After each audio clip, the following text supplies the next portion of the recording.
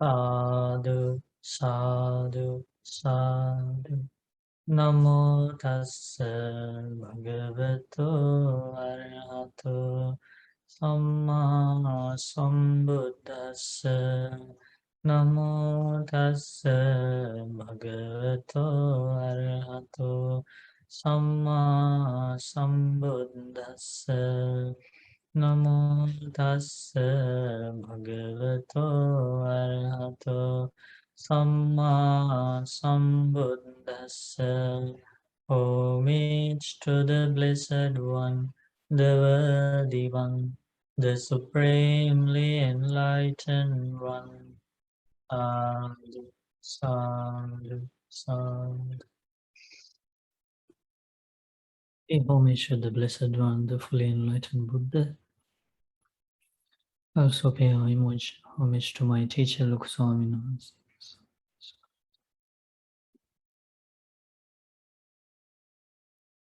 Okay, so dear Dhamma friends, if you can remember the Kuṇḍaliyasutta we were discussing about, we have come to the last part of that sutta. And if you can see here, remember where we started, the Buddha was explaining about the path to Nibbana, the freedom from suffering, to a wanderer named Kuṇḍaliya. And he wanted to know the path to the fruit of knowledge and freedom, Vijja Vimutti. And then Buddha explained, in order to attain Vijja and Vimutti, the true knowledge and freedom from suffering, 7 things should be practiced. Buddha explained and answered Kuṇḍaliya, the 7 awakening factors must be developed to attain liberation, freedom from suffering, liberation from the cycle of birth and death, liberation from mental and physical suffering, liberation from craving, desires, and all kind of defilements that lead to the repeated existence. And then Kuṇḍaliya asked, but what things must be developed and cultivated in order to fulfill the 7 awakening factors, right? And then what was the answer of the Buddha?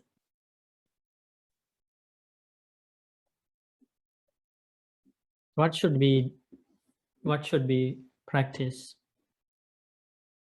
to develop the 7 awakening factors? 4 kinds of mindfulness meditation. 4 kinds of mindfulness meditation should be practiced. And we learned about those things in detail, right? About all the different types, techniques of mindfulness practices. And so now without any fear, you can practice all those techniques, anyone you like. You can practice because now you knew them straight from the suttas, directly from the suttas, directly from the word of the Buddha. So without any doubts or any confusion, you can practice any of those mindfulness techniques with a very happy mind, confident mind, understanding that these techniques definitely direct me to attain Nibbana. And they are all included in the right mindfulness under the Noble Eightfold Path. So we discussed about those things in great details. Then Kuṇḍaliya's next question was, what things must be developed and cultivated in order to fulfill the 4 kinds of mindfulness meditation? And the Buddha gave the answer. The answer is? Kinds of good conduct. The 3 kinds of good conduct. And what are those 3 kinds of good conduct? Good bodily good conduct, verbal good conduct, and mental good conduct. And we know that we cannot say like, okay, this is good as this action is good as I think, that action is good as I think. We cannot say like that because Buddha has explained them as they truly are, what the good actions are. So because if we don't follow the Buddha's enlightenment, we can say anything. We can say, I think this action is good, and somebody else can say, I think that action is good, right? Somebody can say killing is good. Some people can say, um, you know, uh, eating meat is not good, and somebody can say things like that. Whichever way they like, they can say this is good, that is bad, right? But they are all coming from ordinary knowledge. We need to understand what the good actions are according to the enlightened one's knowledge and understanding, because that understanding is based on direct knowledge, direct understanding.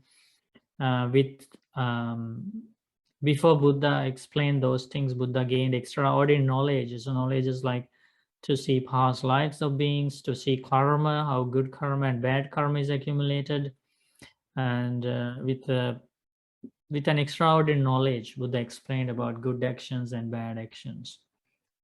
Same with the good words, right? Verbal good conduct and also mental good conduct. And we learned all those things already in great details. And then Kuṇḍaliyasutta asked, but what things must be developed and cultivated in order to fulfill the three kinds of good conduct?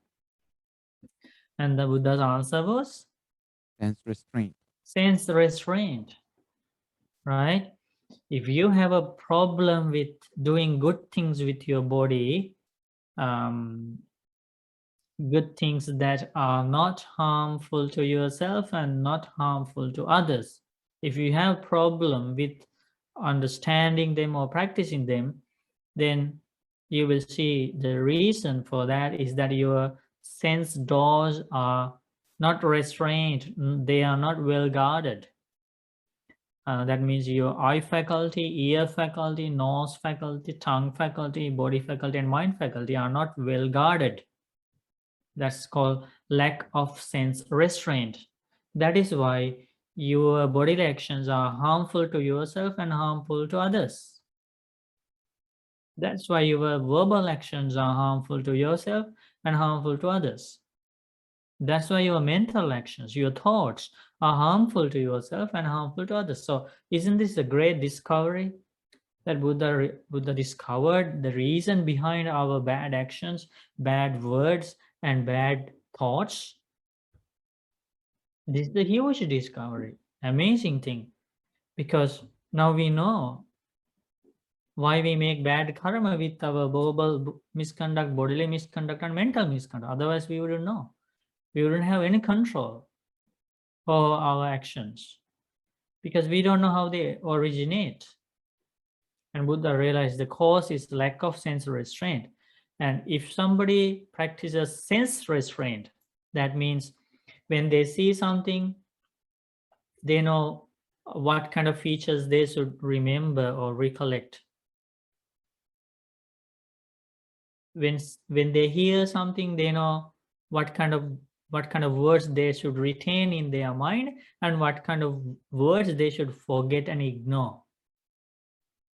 When they smell, when they taste, when they touch, when they think something, they know what is wholesome, what is unwholesome, what I should retain in my mind, what I should not retain in my mind.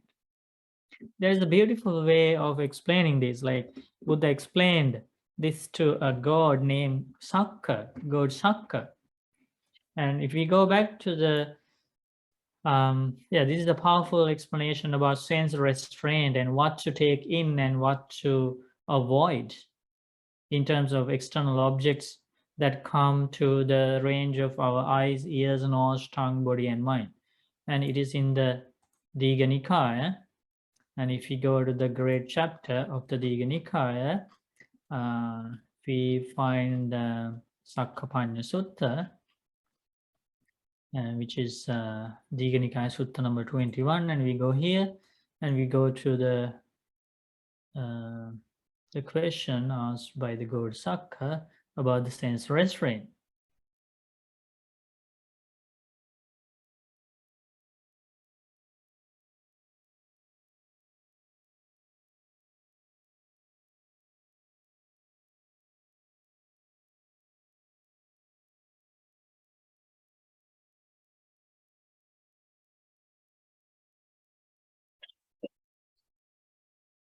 Actually, this is really interesting.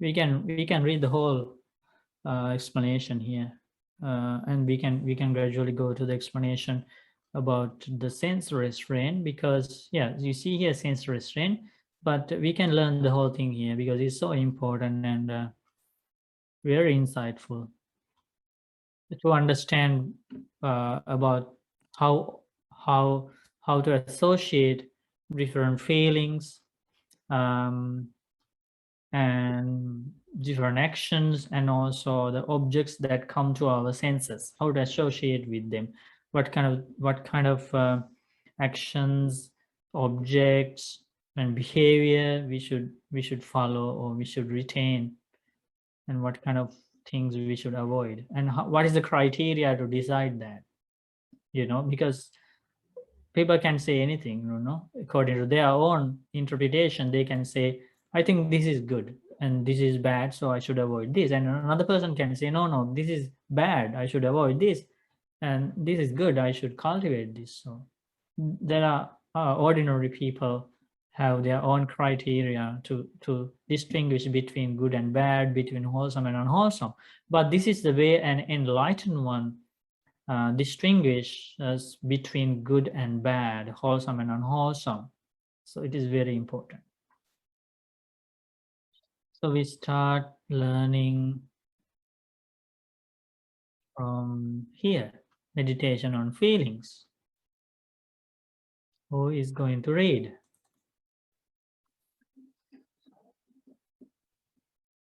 May I? We can discuss about this after you start reading, and as we go along, we can discuss. Can I read something? Okay, now you can.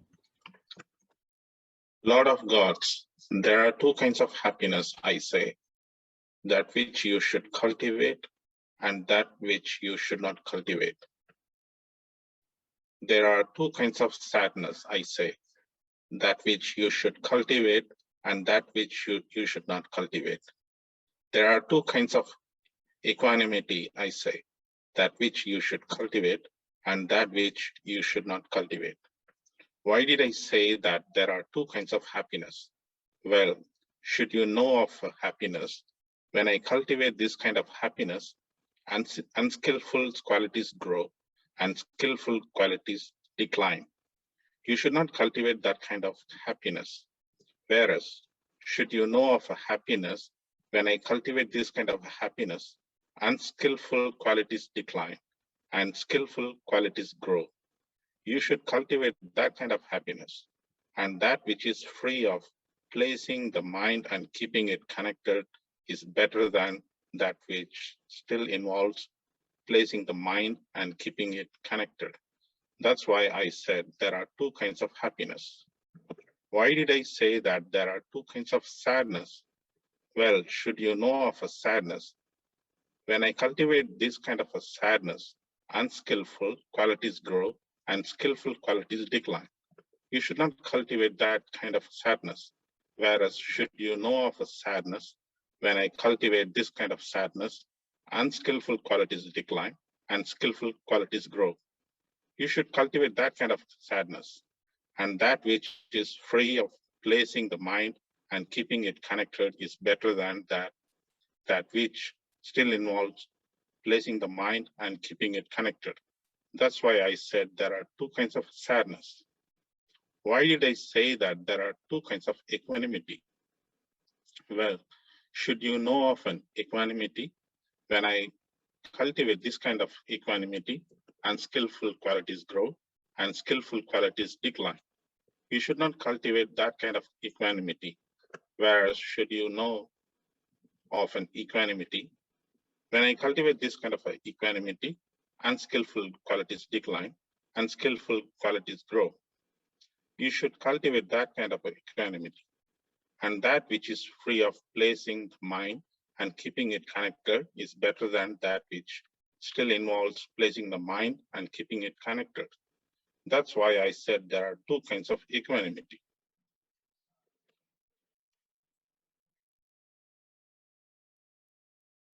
Sadhu. We rejoice in your reading. So did you see that? The Buddha's explanation about different kinds of happiness. How many kinds of happiness in the world? There are two kinds. There are two kinds. There are two kinds of happiness, and only one kind of happiness the wise people should cultivate, right? What is that kind? Skillful one. Yeah. When we associate or cultivate that kind of happiness, if only wholesome qualities increase and the unwholesome qualities decrease, that is the kind of happiness wise people should associate with. That makes sense, right? Otherwise, if unwholesome qualities increase while we are enjoying something, any object or any situation, or while we are associating with any kind of happiness, if unwholesome qualities increase, we know that definitely there is an accumulation of bad karma there. Because if something is unwholesome, that is connected with bad karma. So and the other thing is, if any happiness leads to the development of wholesome qualities, and if unwholesome qualities decrease, we don't need to be afraid of cultivating that kind of happiness. Do you have any examples for the kind of happiness that leads to the development of wholesome qualities? Do you have any examples?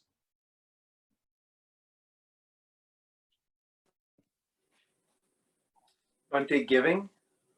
Very good. Very good. That's a very good answer. So while we are practicing generosity, while we are practicing giving and sharing, isn't there happiness in our heart? That is definitely a happiness that we should cultivate without any fear, because that happiness coming from generosity, coming from being generous, definitely leads to the development of huge wholesome qualities. And it is the beginning of the spiritual path. Buddha teaches this path, the spiritual path to Nibbana, is only opened for the people with the heart of generosity. The path is not going to be open for the ones with hearts full of miserliness, stinginess, and greediness.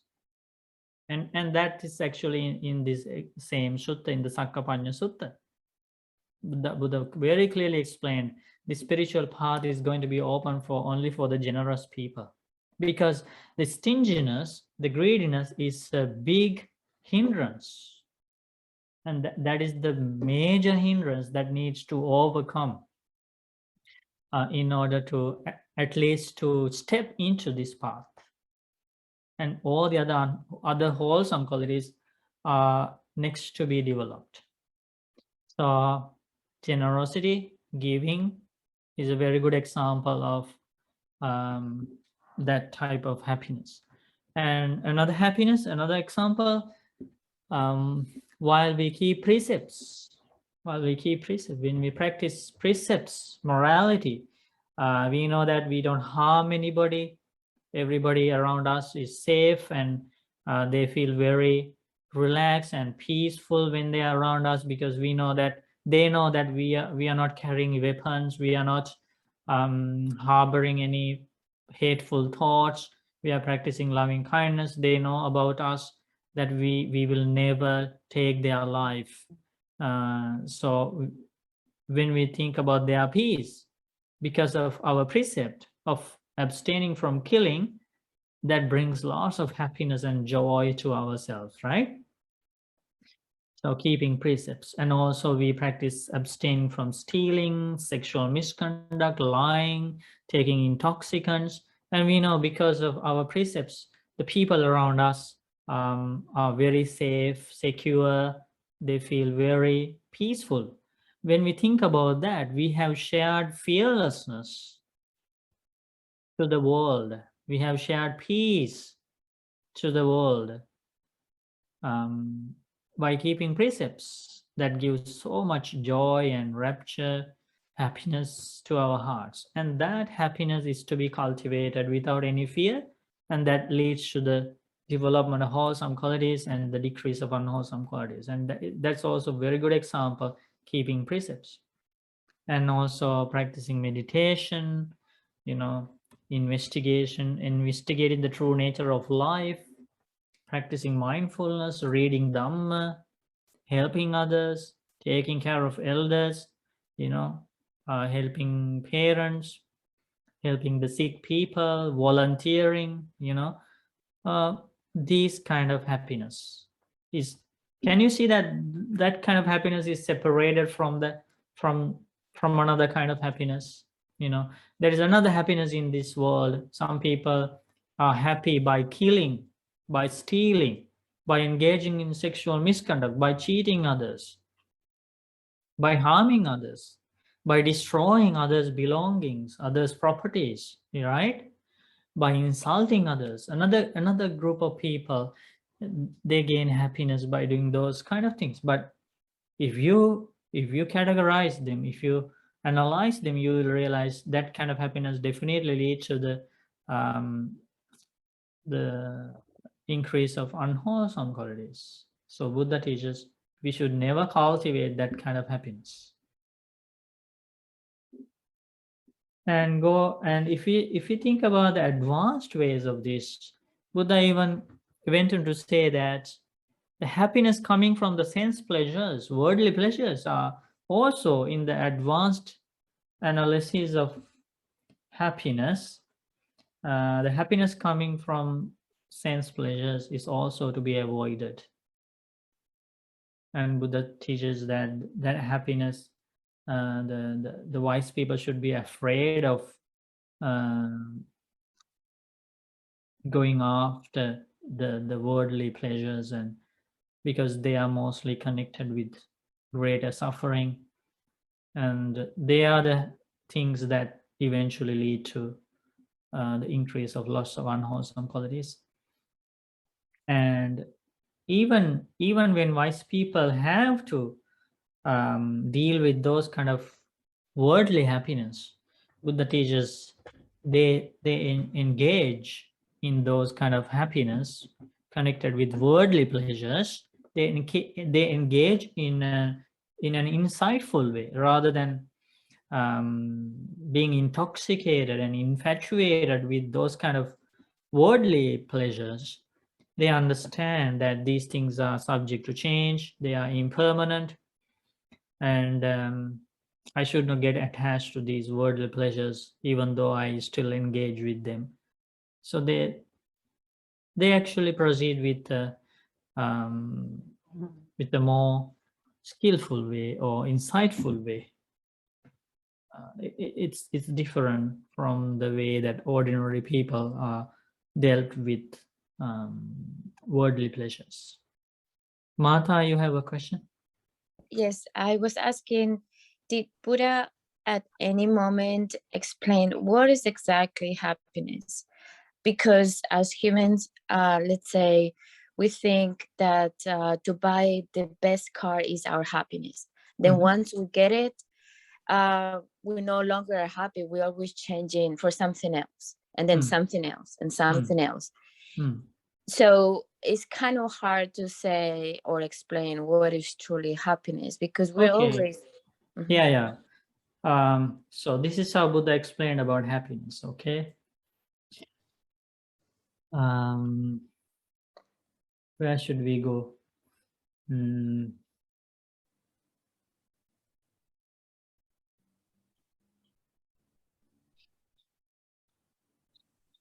Let's say go to Anguttara Nikaya, Book of the Nines.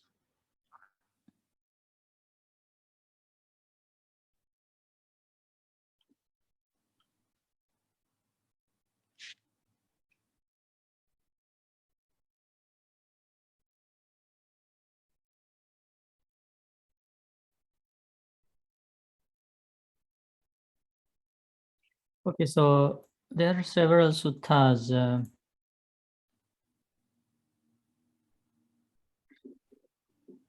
about different levels of happiness. So normally Buddha explains about the kind of series of happiness. Buddha starts off always with this first type of happiness. Can somebody read that?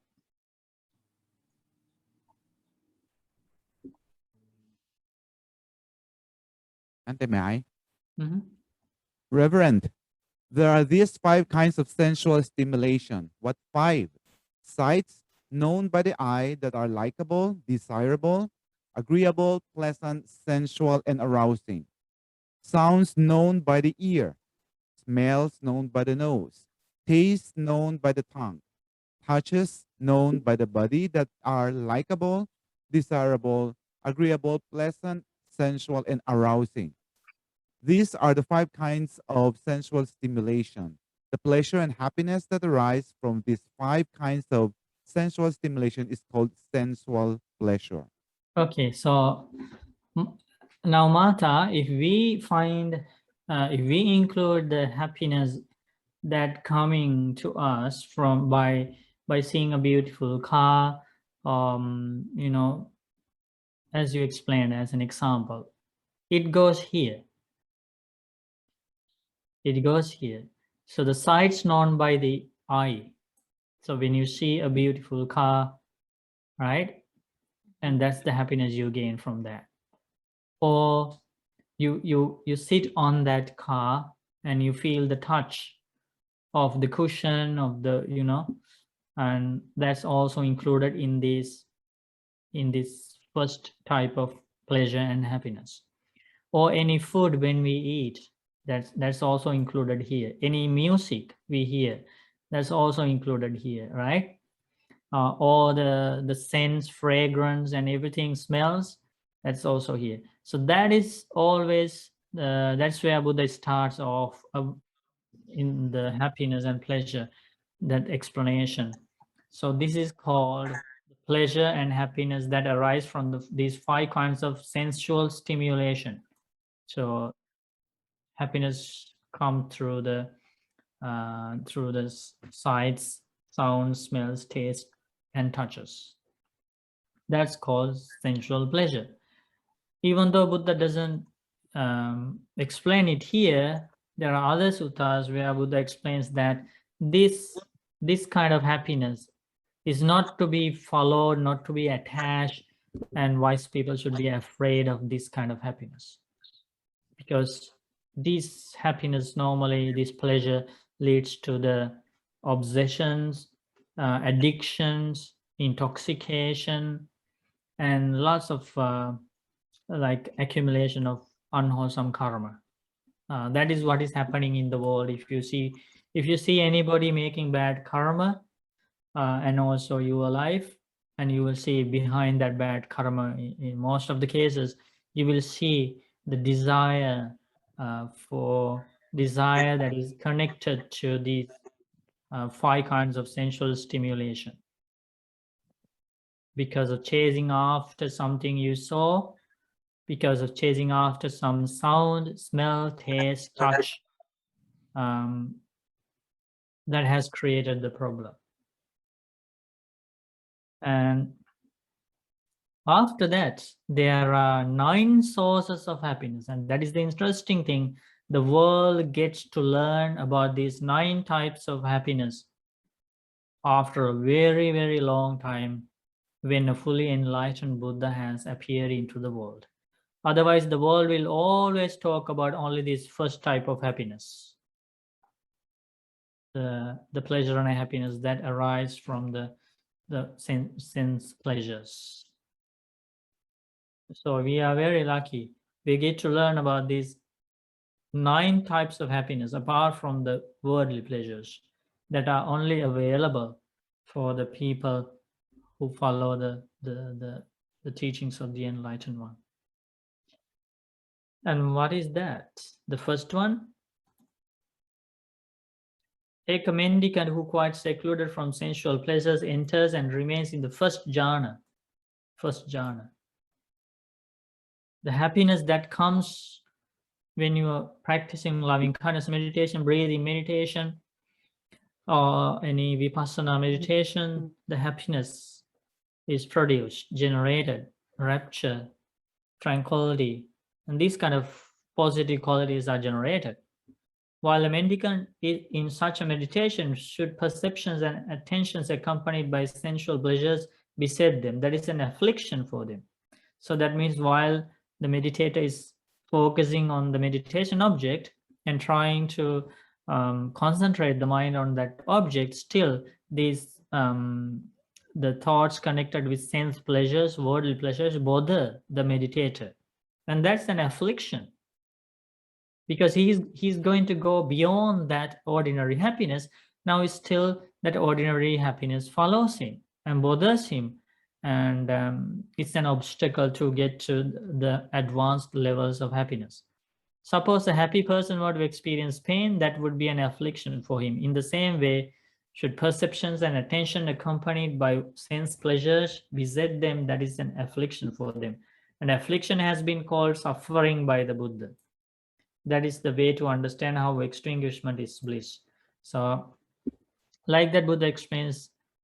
So this, starting from this number one here, this happiness of the first jhana, Buddha encourages people to cultivate all these 9 types of happiness. So you see here, number 1, number 2 here is the second jhana, and the happiness coming from the third jhana, and the happiness coming from the fourth jhana. And so how many now? 4. And this is the next jhana, number 6, number 7, number 8, and number 9. So all these 9 types of meditation absorptions are highly praised by the Buddha, and they never lead to unwholesome qualities. They always lead to wholesome qualities. Did you get the answer, Mata? Yes, Bhante, thank you very much. Yes. Yeah, so that's the access for higher kind of happiness. As you mentioned, yes. So when we chase after ordinary happiness, they only give a temporary happiness, and Buddha explains it doesn't end there giving us a temporary happiness. It does increase the level of craving in our life. As you mentioned, we have craving in the first place to buy some sort of car, and we own it, and we gain some temporary happiness. But the story doesn't end there. Buddha teaches the more we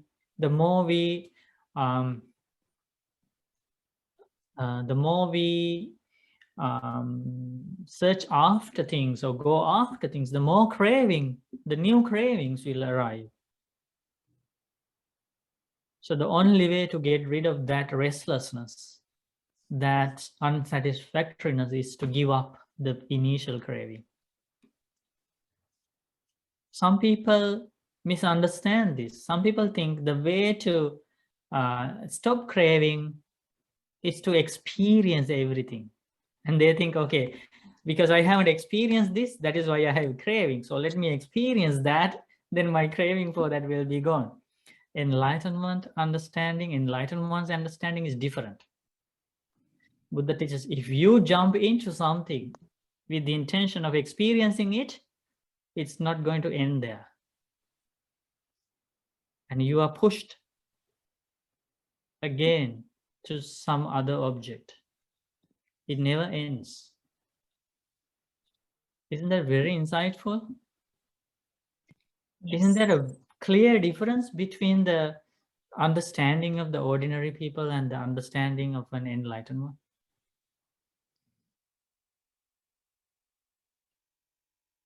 There's a big difference. That's why some people think, okay, So I haven't experienced drugs, heroin or whatever. So, after I experience it, so it will be easy for me to give it up. Those are the people who are addicted now to those things and suffer a lot. They think experiencing something is the way to let go of it. Buddha teaches abandoning the craving for something is the way to let go of it. See the difference? Rob, you have a comment? Just wondering if you can talk a little bit about wholesome craving. For instance, you might need a car to get to work or something like that. I mean, I guess there can be wholesome craving, or you might need a new roof so that it's not leaking, or things like that. I guess it's hard to draw the line between sometimes certain wholesome craving or unwholesome craving. Yeah. We can say there are two types of craving, but for the wholesome craving, we don't use the craving. We just say desire for good things. Okay. So definitely we need desire to do good things, desire to help others, desire to repair what is broken, desire to participate in the meditation programs. That's a good desire, and that desire leads to the increase of wholesome qualities. So the distinction with desire is that, well, craving has no end. Maybe desires are more finite. They have some end to them. Yeah, they have an wholesome ending. Right. That's the distinguishment between good desires and bad desires. Mhm. Where a craving is like a circle, you keep going down and down. Yeah, it's in the negative side. Thank you, Bhante. Good. And that's how we learned about. And also, what are the okay, there are two kinds of sadness. That's interesting, right? We didn't know about that. We thought the sadness is always negative, didn't we?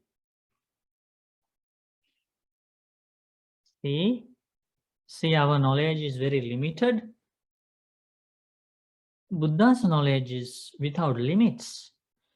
And Buddha realized there are two kinds of sadness, and one kind of sadness actually we should cultivate, because it leads to wholesome qualities.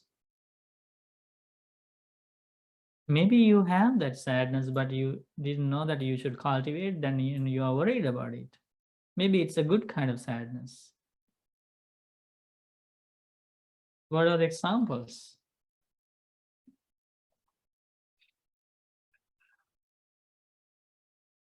Any sadness that is connected with 5 sense objects. Okay. Not having beautiful signs, objects, not having beautiful sounds, not having beautiful smells, tastes, and touches. Sadness come, right? Thinking, oh, I wish I had that. I wish I had this,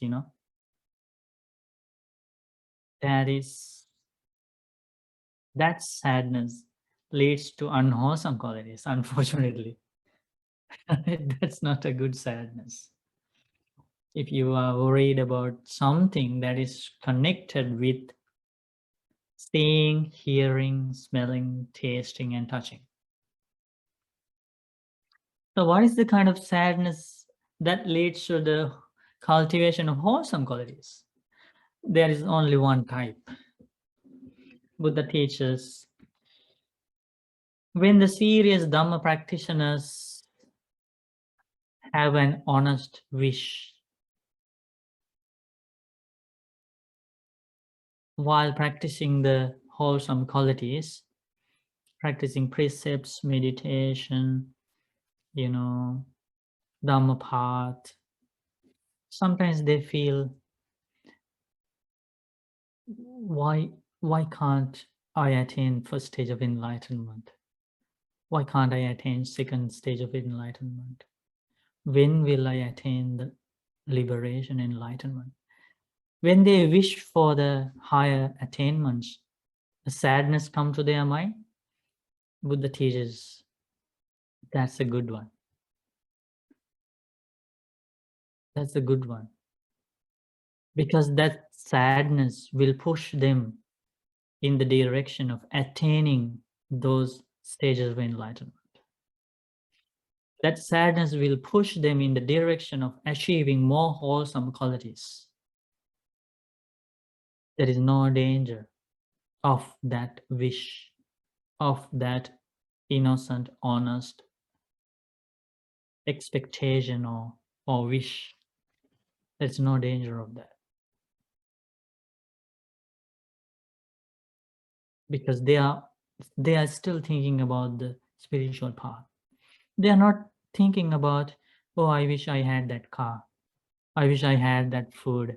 I wish I had that husband. I wish I had that wife.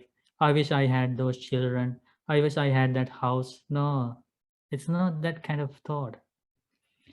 That wish is directly linked with detachment, with letting go, with liberation, with renunciation. They like to be liberated from this cycle. They like to be liberated from all the craving.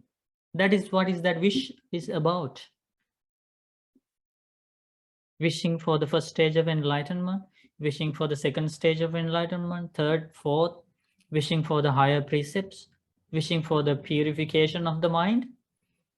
They are all about detachment, renunciation, letting go, freedom, liberation. Every other happiness, every other sadness is linked with something that is connected with worldly life, worldly gain, or worldly loss. Did you get that? Ante, Mhm. sadness in such a way that, let's say, we're not able to listen to Dhamma, we're not able to go to the temple. Will that be a kind of example of the sadness that is wholesome?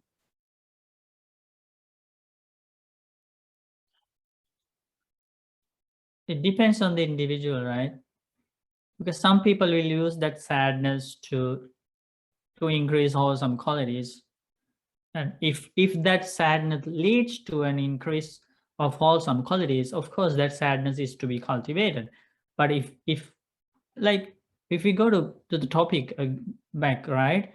If any sadness that leads to the increase of unwholesome qualities, it shouldn't be associated with.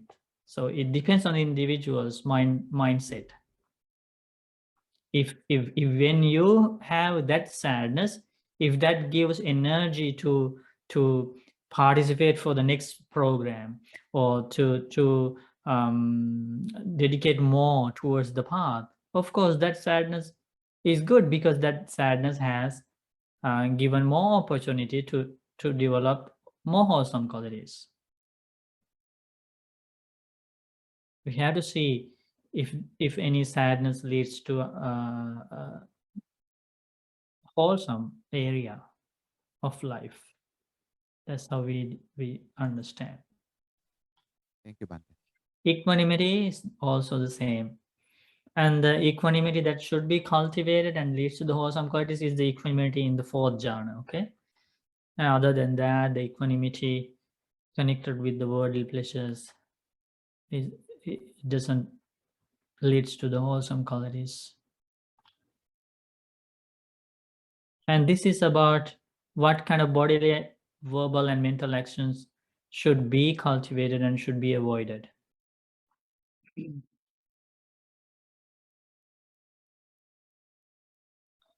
And Buddha answers, Lord of gods, God Sakka.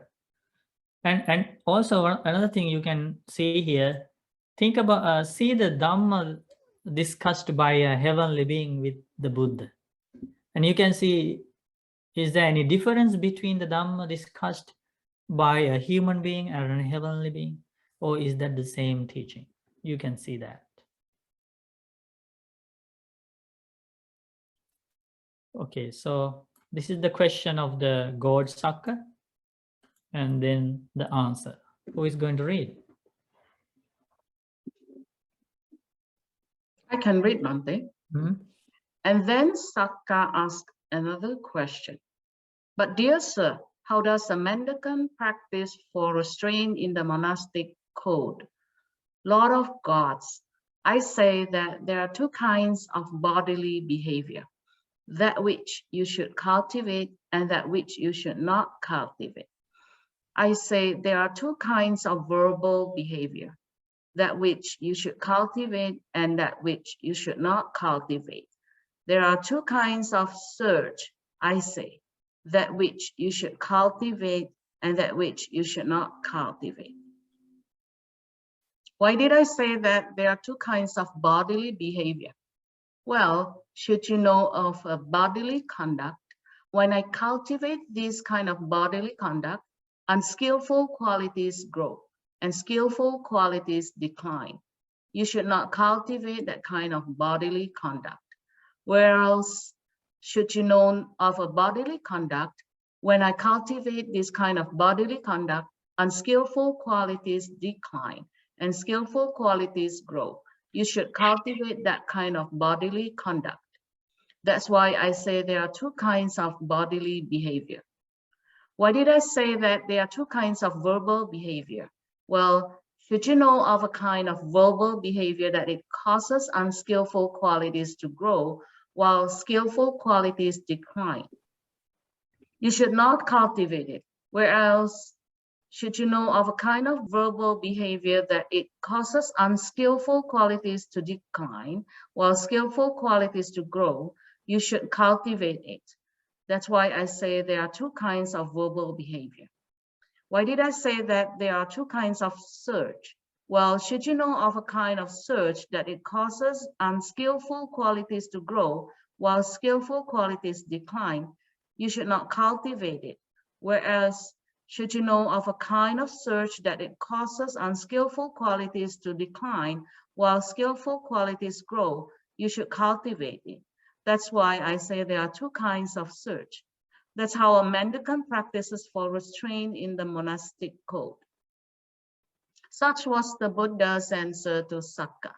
Delighted, Sakka approved and agreed with what the Buddha said, saying, "That's so true, Blessed One. That's so true, Holy One." Hearing the Buddha's answer, I have gone beyond doubt and got rid of indecision. So, Rejoice in your reading. So that's about how to distinguish between the good bodily, verbal behavior and also such. And then we go to the sense restraint. And because that is where in the Kuṇḍaliyasutta Buddha explained started the path to liberation from sense restraint, and to get some idea about that, we can understand here. Who is going to read that?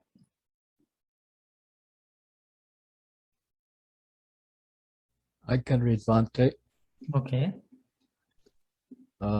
Sense restraint. And then Sakka asked another question. But dear sir, how does a mendicant practice for restraint of the sense faculties? Lord of gods, I say that there are two kinds of sight known by the eye, that which you should cultivate and that which you should not cultivate. There are two kinds of sound known by the ear, smells known by the nose, tastes known by the tongue, touches known by the body, thoughts known by the mind. That's that which you should cultivate and that which you should not cultivate. When the Buddha said this, Sakka said to him, Sir, this is how I understand the detailed meaning of the Buddha's brief statement.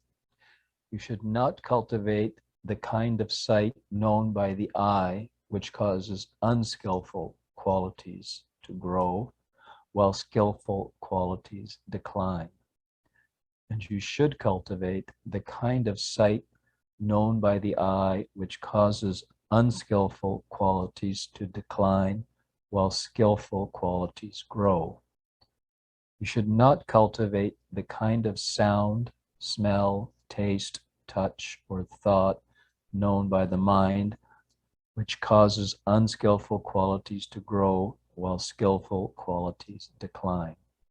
And you should cultivate the kind of thought known by the mind, which causes unskillful qualities to decline while skillful qualities grow. Sir, that's how I understand the detailed meaning of the Buddha's brief statement. Hearing the Buddha's answer, I've gone beyond doubt and got rid of indecision. So are you happy that when you go to heaven and when you meet God Sakka, you can discuss about the same thing, because he also discusses the same language that we are talking about, same topics, same thing, right? Yeah, that's what the questions of God Sakka, the leader of gods, and he is already a stream entrant, attained the first stage of enlightenment when the Buddha was alive, and actually he became the Sotapanna, attained the first stage of enlightenment after this listening to this Dhamma discussion. Yeah, while sitting in front of the Buddha. So it's not a different language. It's not. They are not different topics. Exact same thing what we are learning here, that you are going to discuss with the gods in heaven. If you go to heaven, if you go to animal world, if you go to hell world, not even a single word of Dhamma there, okay? So we are going to decide our future. Examples for the sites that leads to wholesome qualities. What about seeing a stupa, relics of the Buddha? Seeing a monk, seeing a nun, seeing a Bodhi tree. So many sites that leads to the growth of wholesome qualities. How about sounds? Sound of the Dhamma, right? Listening to the Dhamma.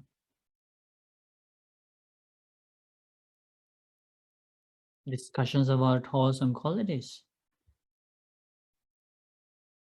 Discussions about generosity, about volunteering, about helping others. Discussions about kindness, forgiveness, patience, all these sounds that come to our mind, come to our ears, don't they lead to wholesome qualities? They do. After listening to these good words, how many people do good things? How many people avoid bad things? It's because of a sound. Came from a monk, from a nun, from a Kalyana Mitta. So those are the good sounds. So like that, we need to investigate. So that's where Buddha started in the Kuṇḍaliyasutta, starting with sense restraint. And we go again. Buddha explained sense restraint is developed and cultivated so as to fulfill the three kinds of good conduct, right? And then three kinds of good conduct developed and cultivated so as to fulfill the four kinds of meditation. And then four kinds of mindfulness and meditation developed and cultivated leads to the 7 awakening factors. And the 7 awakening factors leads to the fulfillment of knowledge and freedom. All right. So what is this 7 awakening factors. What are they? For that, I selected the sutta here from the linked discourses Samyutta Nikaya 46 Ethics Sila Sutta. Now we are going to learn about a very deep thing about 7 awakening factors. Maybe some of the friends here is going to learn this for the first time, and some people are familiar with this. So we all can learn about these beautiful teachings about awakening factors. Who is going to read?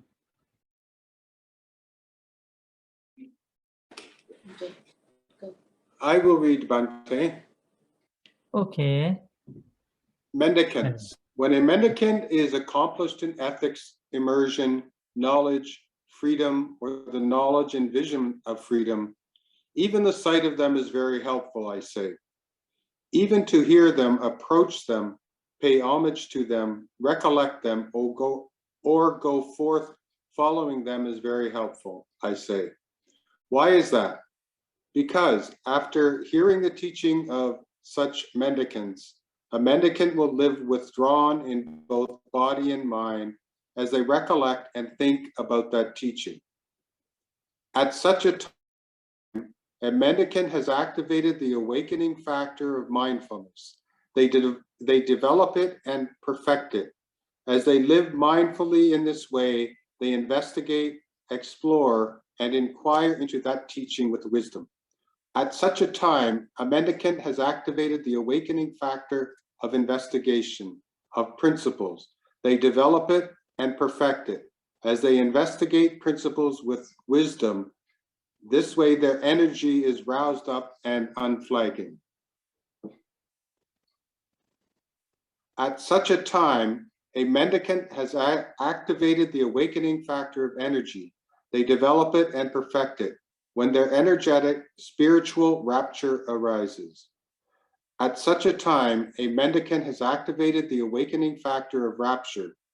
They develop it and perfect it. When the mind is full of rapture, the body and mind become tranquil. At such a time, a mendicant has activated the awakening factor of tranquility. They develop it and perfect it.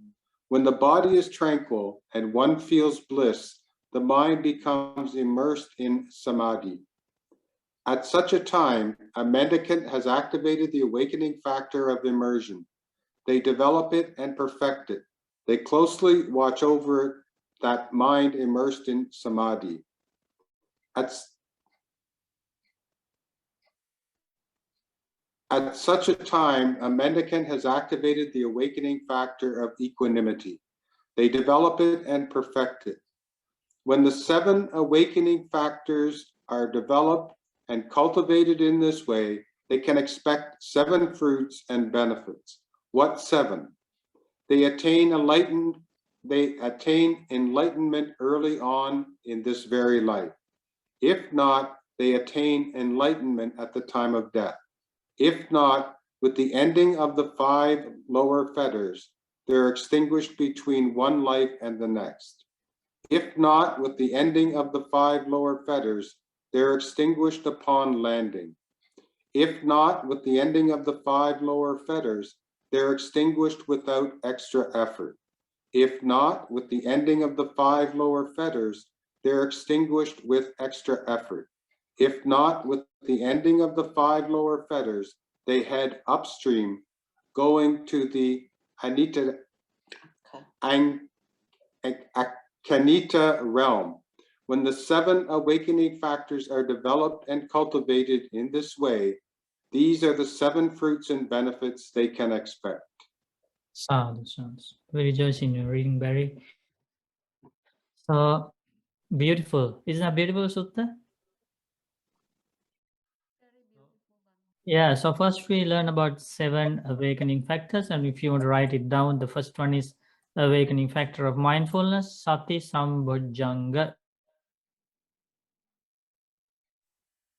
We are going to discuss about these one by one. Second one is awakening factor of investigation of principles or investigation of wisdom factors, or Dhamma, you can say. Dhamma Vichaya Sambojjhanga.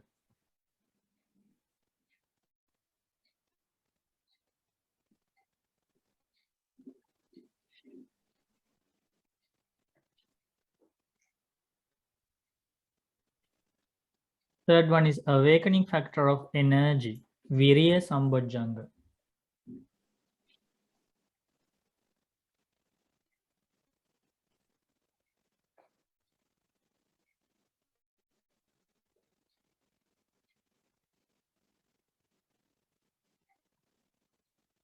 Fourth one is awakening factor of rapture, Piti Sambojjhanga.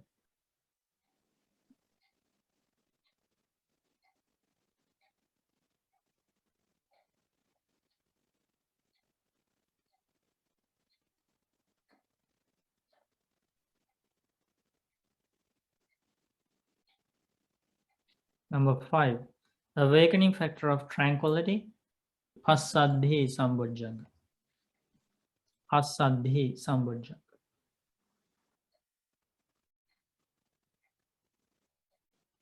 Number 6, awakening factor of immersion or concentration, Samadhi Sambojjhanga. Sambojjhanga means awakening factor. For the factor leads to awakening, enlightenment.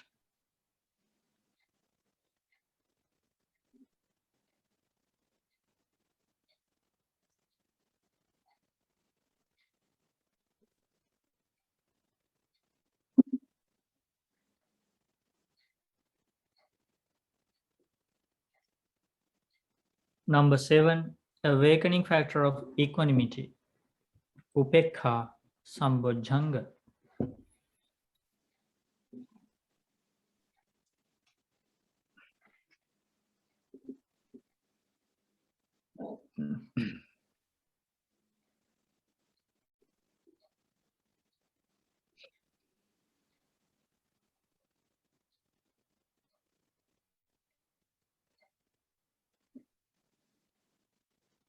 Okay, so for now, you remember those 7 factors of awakening, and we are going to learn them in the next Deep Dhamma class.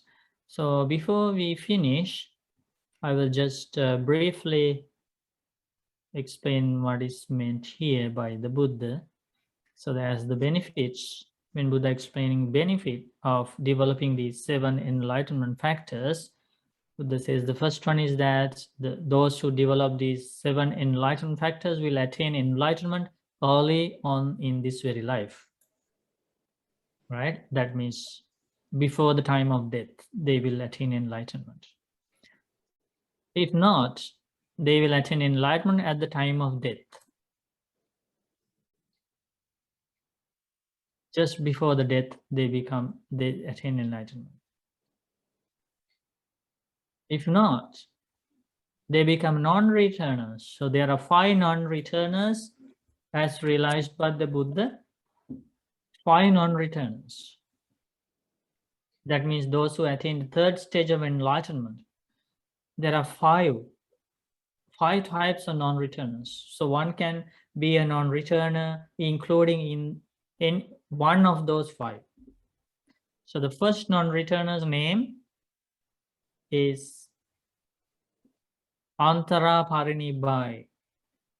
They will attain enlightenment. Extinguishing means enlightenment. Nibbana or Parinibbana, also the passing away without going to another life. That will be their final life. And between one life and the next means Antara Parinibhai.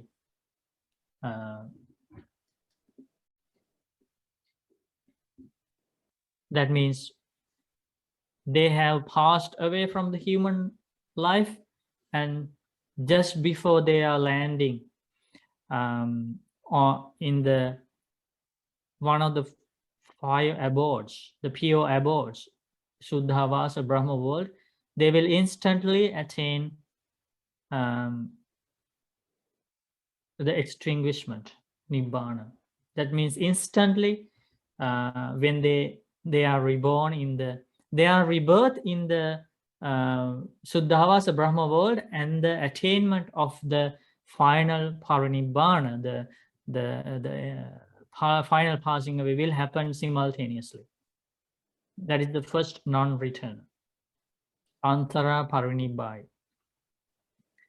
Or he or she will be the second type of non-returner, with the ending of 5 law of fetters extinguished upon landing. They will be reborn in the pure abodes in one of the Brahma worlds, and without living longer time, they will attain final passing away there. So they don't have a long lifespan. They are as Brahmas. They just attain the end of suffering very quickly. Or he or she will be the third type of non-returner, attain extinguished without extra effort. That means asankhara parinibbai. That is the Pali name. Or they will become the next type of, the fourth type of non-returner. They will attain enlightenment with extra effort, sasankhara parinibbai. If not, he or she will be the last type of non-returner, with the ending of 5 law of fetters. He or she heads upstream, going to the Akanita realm. That means the last Brahma world of the pure abodes, which is Akanita Brahma world. So they will be born, passing all the Brahma worlds in the last Brahma world of non-returners, exclusively for non-returners, those Brahma worlds, and that will be the ending of the cycle of rebirth. So Buddha basically explains here that the practice of awakening factors are so powerful that they will either attain enlightenment in this very life or attain enlightenment very soon as a non-returner.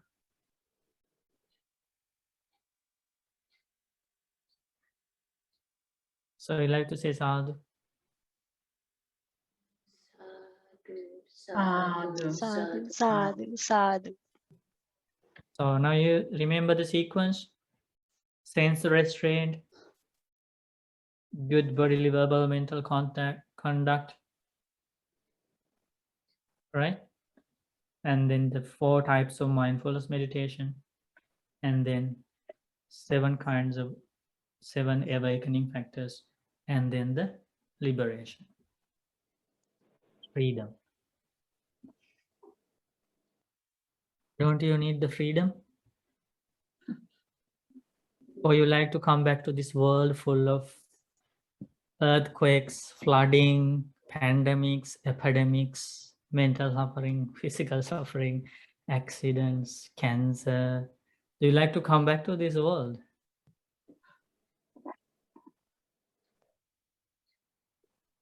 This is the world you are going to get always.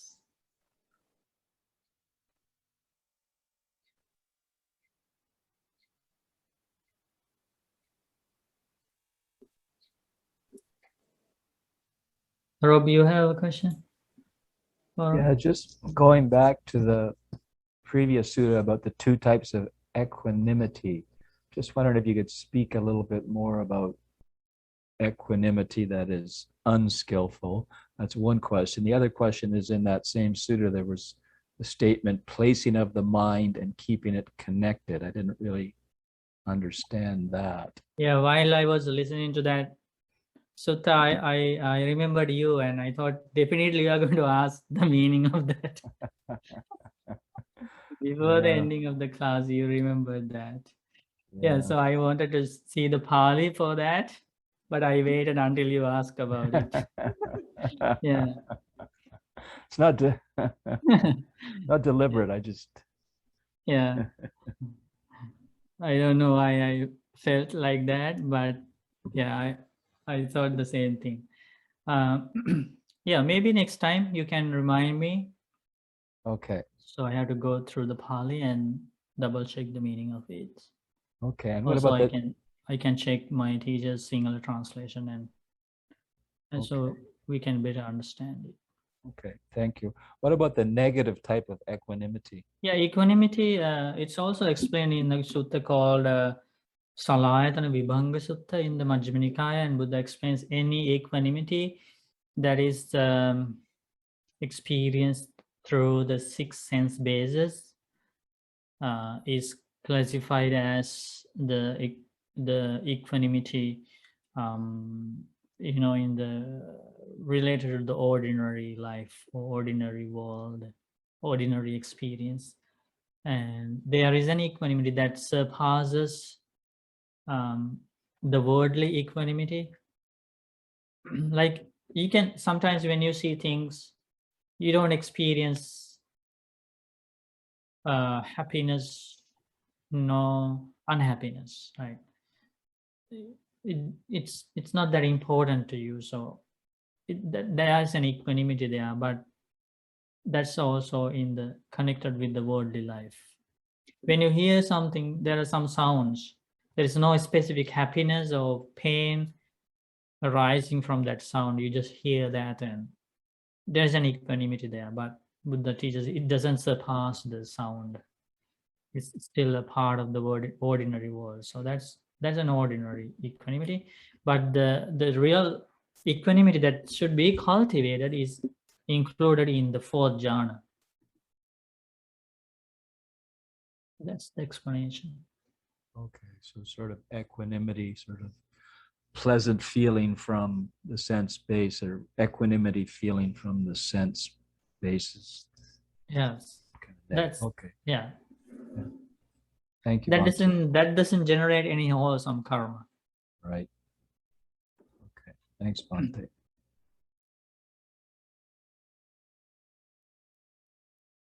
Any other questions? Anything related to the today's discussion or anything not related to that? You're welcome to ask.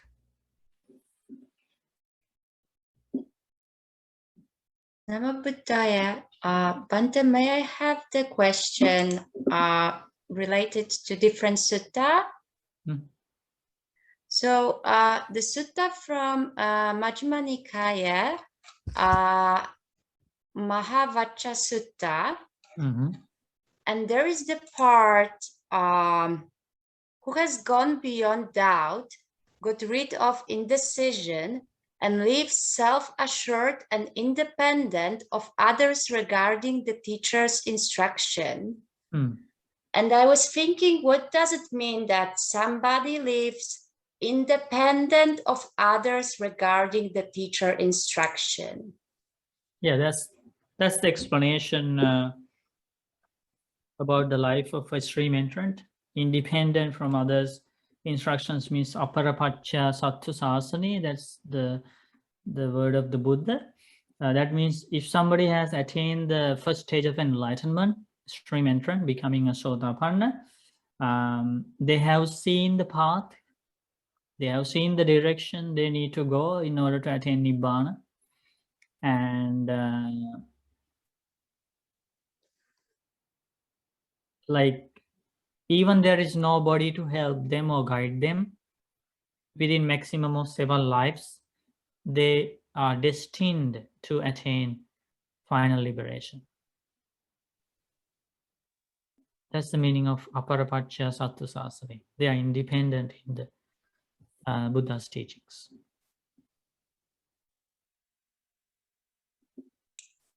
Thank you, Bhante. So that means once they have attained the first stage of enlightenment, the amount of knowledge they have gained is enough for them to, without getting lost in the path, to proceed the path without going astray. Nobody can mislead them. They are well secured in the path. That's the basic meaning.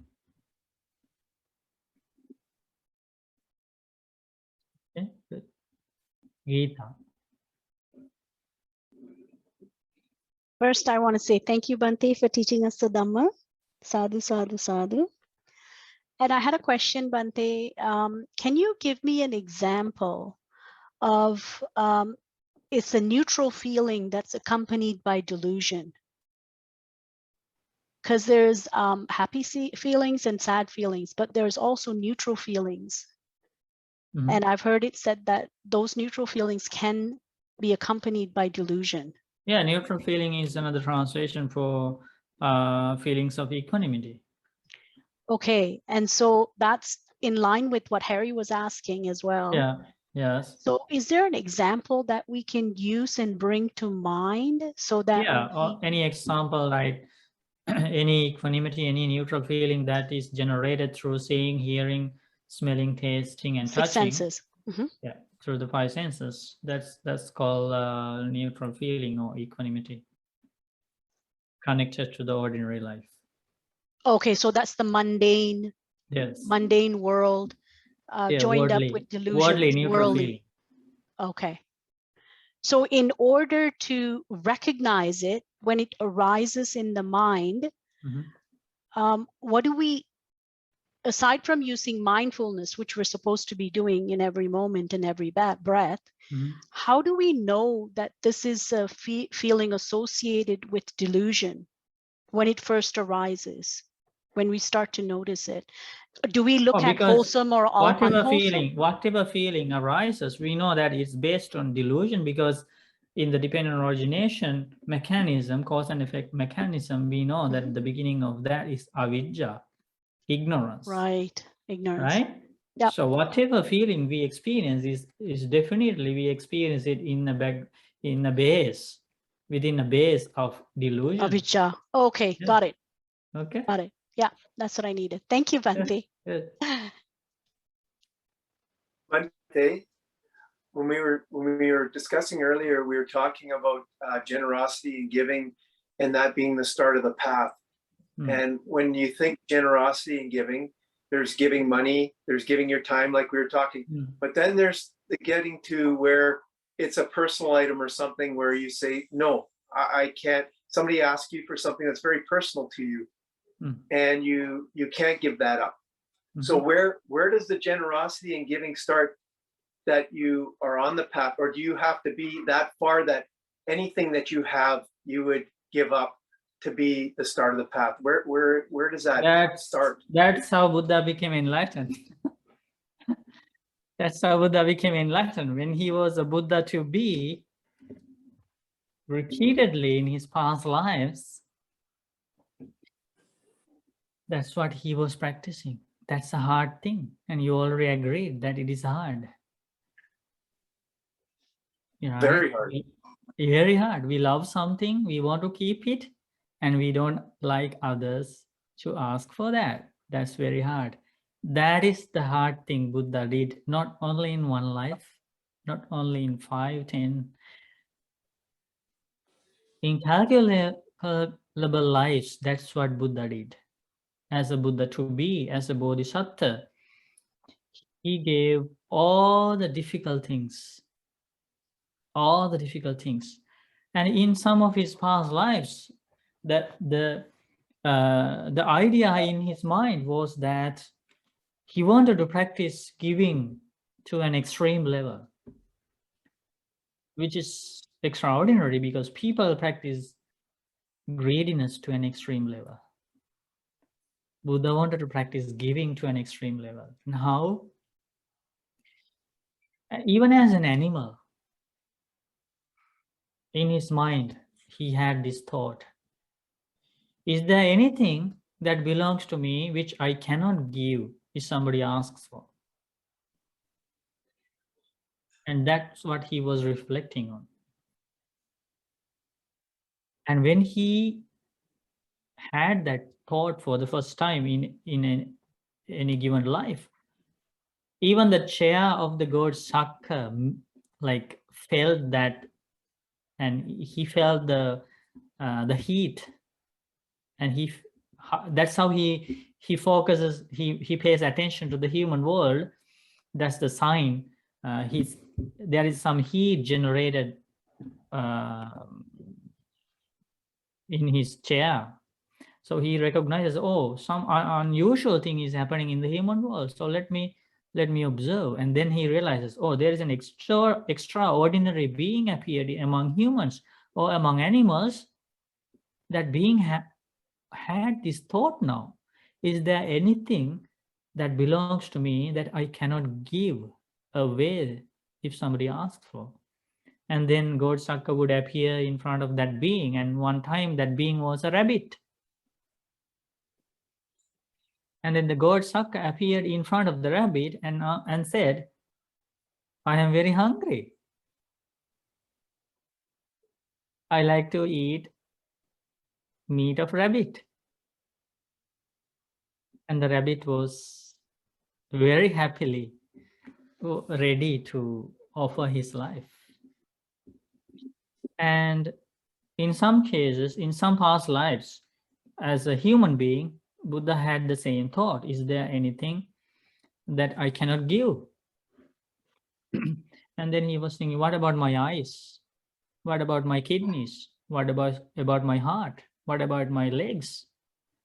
And then he realized, no, there is nothing that belongs to me which I cannot give. So he was waiting and waiting and waiting until somebody comes to him and asks for his eyes, his heart, his kidneys, his body, his blood. And one day, a poor person came. And as soon as the Buddha to be saw him, he was so overjoyed. He was saying, oh, somebody is coming. Maybe he is coming to ask my eyes, my heart, my body, my blood. So he was so happy because that's what I was thinking about this whole time. So he approached the Buddha to be and asked, I came here. A long journey I came here because I knew you are very generous. Everybody is talking about your generosity. You have already given up your kingdom and you have come to this forest. You have given away so many valuable things. So I knew you are the only person I should ask. And Buddha was very happy. And then he asked, okay, what do you need? Tell me. And he said, I need your son and daughter as my servants. What do you think about the heart of a father? If that was an ordinary, impossible to comprehend. I couldn't imagine giving mine up. Yeah, like imagine the heart of an ordinary person, ordinary father. Buddha was, we say Buddha is extraordinary.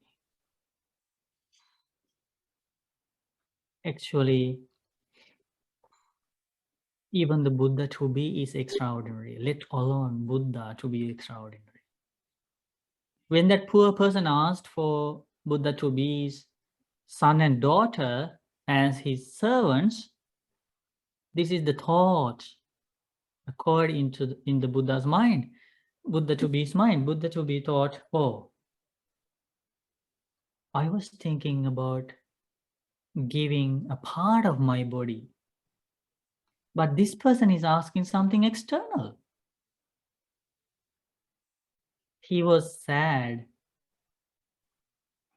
because he was ready to do a difficult thing, which is to give something internal. But this person is asking something external. That's the only reason that made him sad. And he thought, now I have to do an easy thing. Giving up an external thing.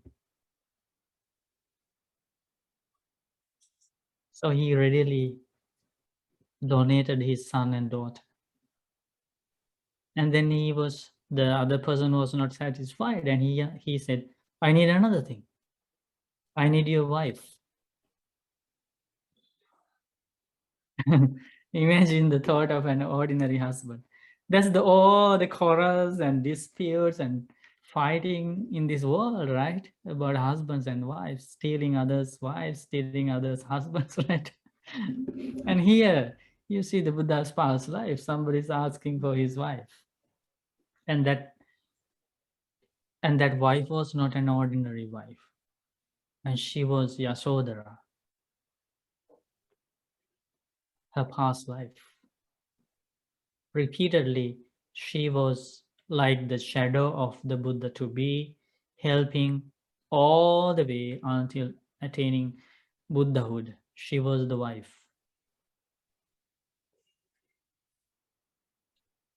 And he thought again, this person is asking something external. I was ready to give something internal. This is easy for me. So he gave away, not in one life, many, many lives. He gave away his children, wives.